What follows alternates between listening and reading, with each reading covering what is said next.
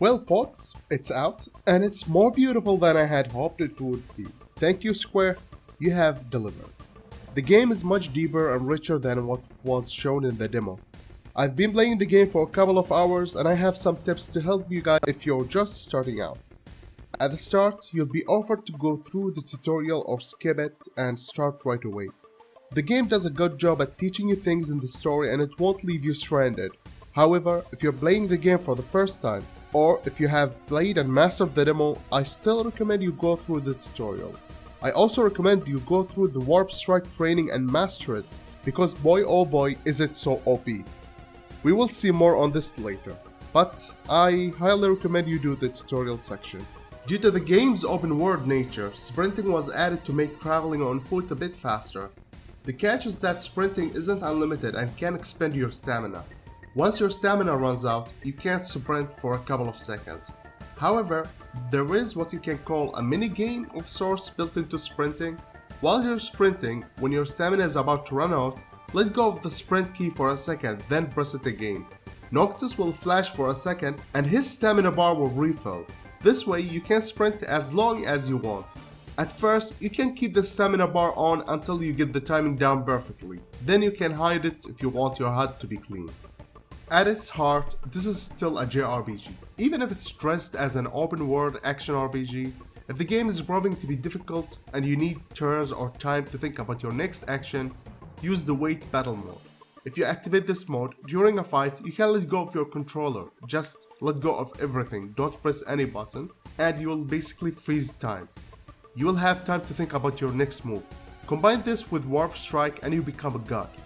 You can explore the environment, plan your next moves, or even pick your next target. Or well, let's call it for what it really is, pick your next victim. Simply go into Options, Combat, then select Wait. This takes a lot from the challenge in the game.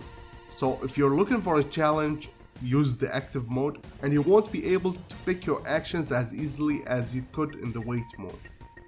As soon as you gain access to Noctis, you can start exploring. I highly recommend you do some random fights before you progress the story even an inch. If you do, you will get some random loot which you can sell, use the guild to buy weapons, which will allow you to upgrade everyone's gear. This simple action will get you acquainted with battle system, allow you to do a very difficult fight you're not supposed to win yet, and serve as a good training for you to get used to Warp Strike. And remember guys, equip the weapons you purchase. When you get enough AP, invest in Warp Strike. A lot of skills look attractive and useful, but Warp Strike will go a long way to help you. I may seem to be exaggerating Warp Strike a bit, but I promise you it's OP. It's so OP I wouldn't be far off if I said it's broken. I killed level 23 creatures when I was level 2 using this crazy skill, so it's well worth the investment early on and it's going to pay for itself by helping you level up faster. When visiting any new location, go to the diner to get more information about the area and what points of interest are there for you to check out.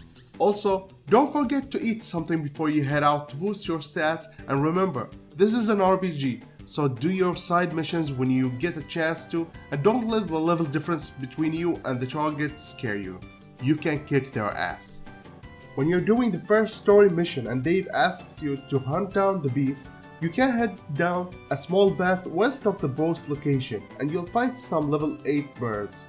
There will be a huge fight where you take on around 10 to 15 enemies at once. If you have mastered Warp Strike, there are so many places for you to hang onto, then unleash an endless barrage of Warp Strike. After you win, you can pick up a treasure marked on the ground and it'll give you a new weapon. Excuse me while I butcher its name. I think it's called Blade of Brenair or Blade of Brenair, something like that. And it has more attack than the DLC weapon you get at the start. This weapon is so strong I couldn't believe the numbers I was seeing. Here, this is my fight against the first boss in the game. Watch and tell me this isn't broken. Everything cool? No problems here.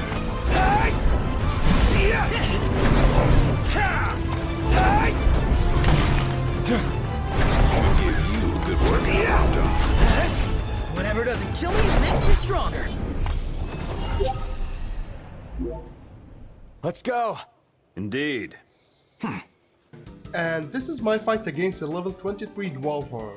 I'm sure we're not supposed to be fighting these guys yet, but this is an RPG. Who the hell tells us where to go and what to fight? Save your game, then take on anything you see in front of you, no matter how strong it looks. As long as there are high grounds you can jump onto and recover your MP, Warp Strike can make anything look easy. If you enjoyed, please drop a like and subscribe, as there will definitely be more Final Fantasy XV content coming soon. See ya!